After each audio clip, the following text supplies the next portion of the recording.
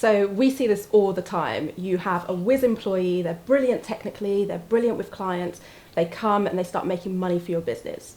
A few years down the line, they leave and they try and take a few clients with them. What are you going to do about it? Lots of employers try and rely on restrictive covenants that they have. And that's usually when they come to us to look at whether or not those are enforceable.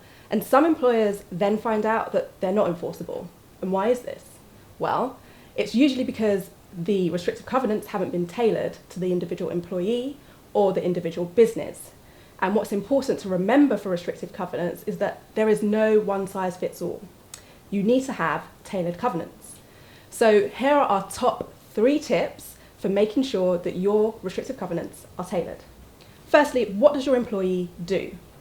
And what do you want to stop them doing when they join a new business?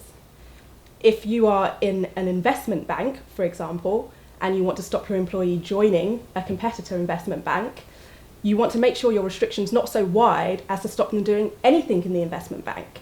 For example, they could join and become a caretaker. Nothing wrong with that. Secondly, how long are the restrictions going to be? Well, you might want to think about whether or not what you're protecting needs to be protected for as long as you want it. So usually restrictions are between 6 to 12 months, for example, and that might be usual. Anything more than that, you want to start thinking about whether or not it's reasonable. And thirdly, geography. If you're a local business in Southend, you do not need a worldwide geographical restriction. You need to think about exactly what you're protecting here. However, if your business does work all around the world and it's multinational, even if you are based in one place, maybe it might be reasonable to have a restricted covenant that applies all over the world. So the key thing to remember here is make sure your restrictions are tailored. Get advice on your restrictions.